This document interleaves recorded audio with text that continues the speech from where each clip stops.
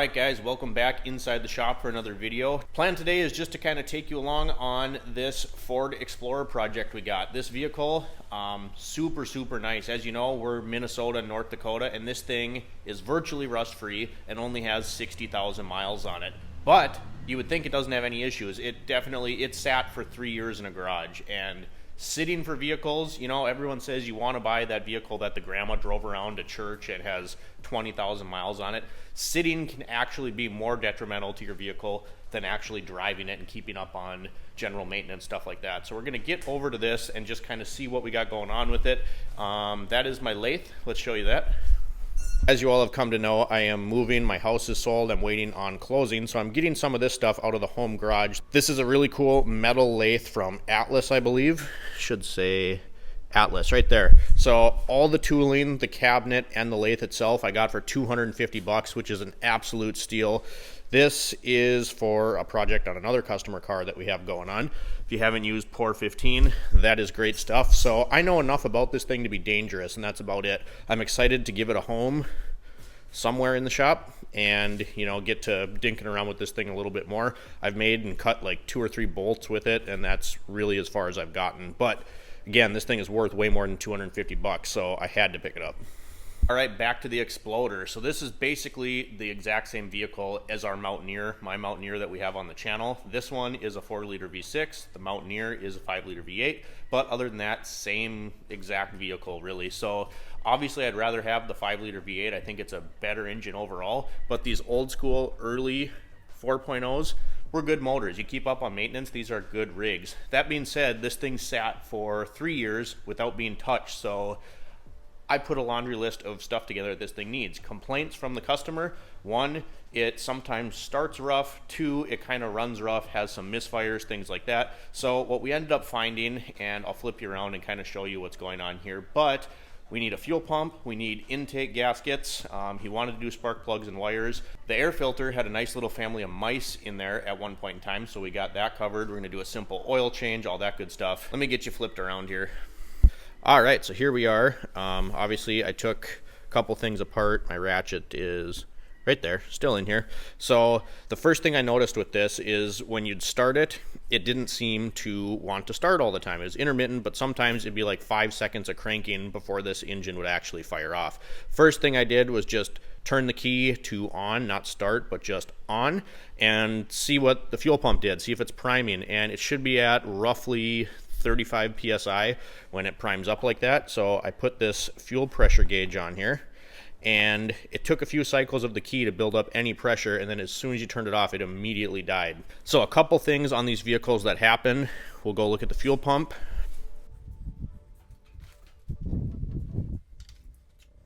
Once you got the engine running, it was about 55, 60-ish psi, but it wouldn't hold any fuel pressure at all, right? So on these, what happens, here's our new fuel pump unit.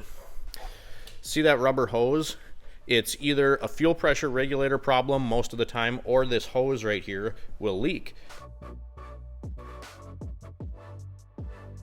And then it can't build proper fuel pressure inside the gas tank, and gas comes out of that line and leaks back into the tank. So that being said, we're going to put a fuel pump in it, try to remedy that issue, and then it's going to be really hard to see. Don't know if you'll be able to see it at all, actually, but right here, if you go under there, the intake's in 2 halves. This is like the upper plenum intake, whatever you want to call it, intake manifold, and then you have the bottom portion. It's split, and there's a set of gaskets in here. This thing was hissing very bad, and what I suspect happened is it's been sitting for so long that the intake gaskets dry rotted. Last thing we found on this was it sounded like there was a jar of rocks rattling around somewhere in the engine when I got this thing running. So I'm dinking around trying to see, you know, listening on the valve cover, all the accessories, pulleys, stuff like that. This alternator is screaming. I don't know if you're going to be able to hear it. I'll try. Listen carefully.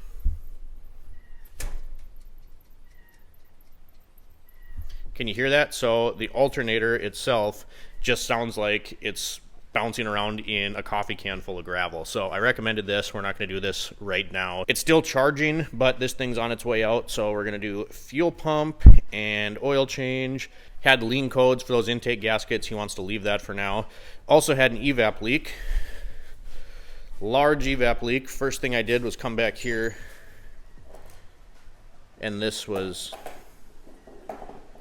yeah, so we got a new gas cap as well. Mint. So my plan basically is to set you guys up. I'm going to tackle the crappiest part of this repair first. We're going to do the fuel pump, and then we'll move on to all the other little stuff.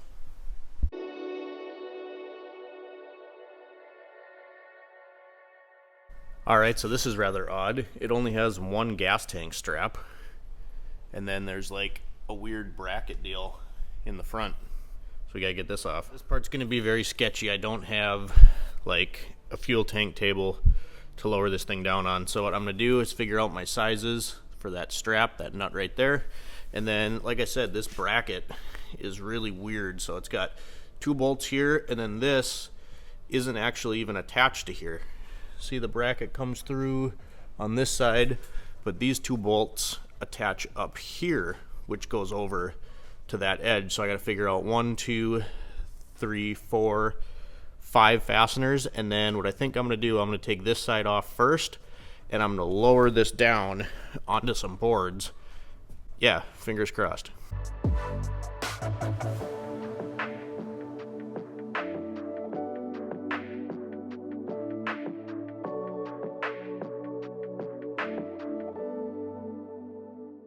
Well, there you have it. 2 minutes, free fuel pump table. Yes, that's the pallet wood that we're saving for the flatbed project on the work truck. Hopefully that's coming soon. I'm not going to attempt to take the box off by myself, but this should do exactly what we need it to. I added some bracing on the bottom there. I'm going to put some penetrating oil on some of these fasteners, get some of the lines disconnected, then we're going to have to use our creeper to go under here and actually drop the tank. So not ideal. I got the max jacks, obviously, and this is full height, right about at my chest.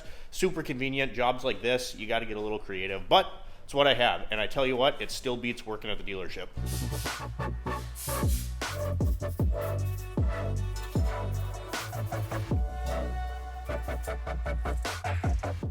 All right, so what we're gonna do, again, we got the table. I don't know if it's gonna focus. That's the fuel filler neckline, and there's one other line on the tank. There's some really crusty hose clamps on there, so we're going to attempt to get those off and then move on. So the actual plugins for the fuel pump itself are going to be on top of the tank. Get you zoom back out. We're just going to take these 2 off, drop the vehicle onto the table, and then we should have enough room up in there to get everything disconnected. Way too crusty for a screwdriver. So we're doing it this way. Come on out of there.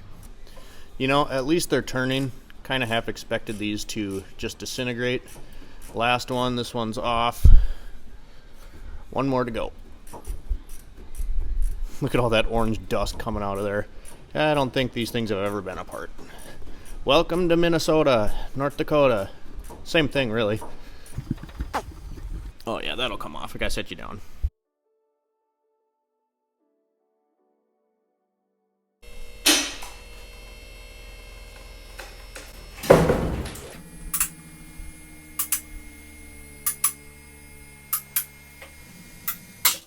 Our little table worked pretty nicely. Next step, we're going to take these 8 mils out, get this fuel pump assembly out of here, and I'm curious because I think one of 2 things happened, so I'll show you once we get this out.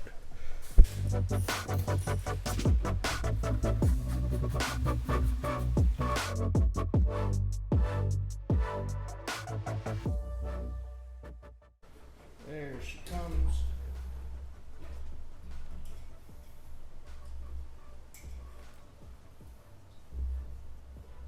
Oh, look at that. I knew it.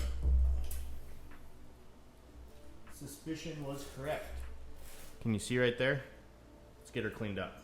All right, so this is really cool. Check this out. I mean, it sucks, but it's cool. It's going to be hard to see because it's wet, but there's a hole right here. Well, this is where your fuel feeds through on this fuel pump, and it can't build proper pressure. Here's your regulator. But it can't build proper fuel pressure if it's leaking back into the gas tank. So this is the reason for our concern, which is a hard start. So really you could put this tube in, but I'm not going to drop this whole tank and go through all this hassle just to replace this. So we got that brand new assembly. We're going to put it in. Set you down and wash my hands so I can go eat my calzone. Look at that. Lunch, I guess. And this is actually half of a calzone from yesterday. My girlfriend was making fun of me. She's like, that thing is massive. I'm like, well, yeah, I need lunch tomorrow. Well, the calzone was a big mistake. I don't want to do anything now. I'm tired, full. So do something easy and still be productive. Figured we'd finish up this oil change. Leak. Come on. Leak. Come on, you know you want to. There you go.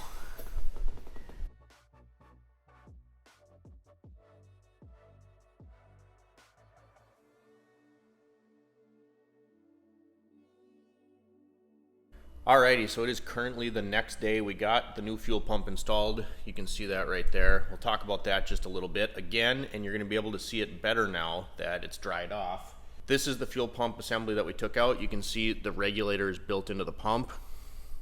See if I can get this. Do you see the rip in it right there? That's where the failure happened on this. Again, you're not going to get any fuel pressure if it's leaking back into the gas tank. So in theory, you could just replace this little rubber hose, but you'd be foolish to drop the tank and go through all this work just to do that. So this thing got a whole new fuel pump assembly. Actually wasn't too bad. I don't know if you guys have seen the Van pliers, not sponsored or anything like that at all. This is my favorite pair of pliers in the world. You can see how the teeth are kind of cross-hatched. You know, they go two different ways. So with the vertical teeth, you can actually grab a stripped out fastener and unturn it, and the grip on these things is unreal. So love those. Little T-handle, quick connect, or not quick connect, but has a little collar so you can move the speed handle on it. I think I got these on sale at Max Hardware or something. All of these fasteners were rather rusty, but they did come out nice. Anytime you're dealing with this style of fuel pump cap, be really careful with these because they're relatively small. These are 8 millimeters, and they like to break off really easy, especially when there's all this gravel and crap in there. One thing I did like about this design that Ford did is, see these little rubber things? That's actually the gasket underneath that seals this. So there's no way that's going to slip or move around on you. You know, it's going to stay in one spot as opposed to like a giant O-ring. So I'm going to torque these down, check it out, then I'll probably time lapse you and put it back in there on our makeshift little table. It's nice out today. We might as well get some fresh air in here.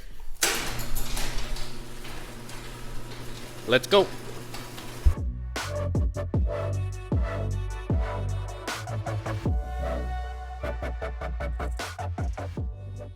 In here, and here's something stupid Ford did. So we got the gas tank on our makeshift table.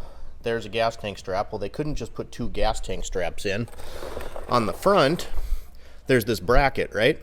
It's got bolts to the gas tank, 1, 2 right there, goes across here, and then there's bolts for the bracket there, and there's 2 on the top where you can barely get a wrench even on the nut to loosen it. So we had to loosen this so that I could shove the seam of the gas tank actually goes in the bracket. Let me see if I can get you over here. Like that. So it has to go in there before you can bolt it down. So you got to pry and wiggle. You can see I have the jack under there just to get it up to where it needs to go. And now I need to go to the back of the tank and try to push this whole thing forward so I can lower it and put the bolts in. It's just stupid. Well, that was fun. We got the gas tank in, and by fun I mean that sucked. I know we talked about that bracket up front. That was real fun to deal with. And then I do hate gas tank straps, different reasons, but they always get all deformed, and then it's hard to get them back where they're supposed to go. So I don't know. Glad we're done with it. Got to tighten up the fuel filler neck and that evap hose there, and then we're done. All right, so now what we're going to do, turn this to the on position, prime the fuel pump. I know you're not going to be able to hear it. This might be hard to see. See if we can get you a peek at the gauge. You can kind of make out the pressure gauge right there. Get my finger out of the way, it'll focus. There you go. So we're holding fuel pressure now with the fuel pump primed, and previously we were not able to do that. So we'll start her up. No more hard start. Just gonna take her for a little test drive, see how she feels. I always test drive your shit. I know some people don't. They're like, oh, I tested the fuel pressure. It was fine. Everything was good. I always test drive your customers' cars when you're done. Good God.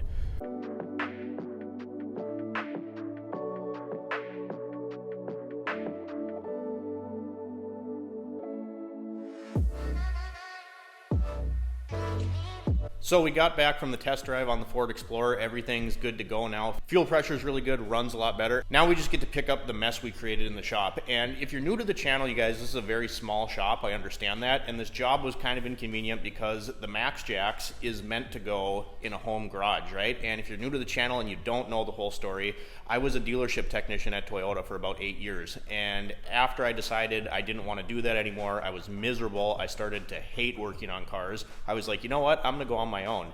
Didn't have money to rent a shop at the time, so I just started working from home, and this is the lift that I had. So right now we're working with what we got. The business is really young, 2 years old, and I'm super blessed, you guys. Not only for you guys that watch and support the channel, but also all the customers and the business I've been able to build. So small shop, not ideal, but it works for right now, and I'm super grateful to have what I have. So hope you guys enjoyed the video. I'm gonna close this one out. Drop a comment down below, like and subscribe if you have not already, and as always, thanks for watching. We'll see you next time.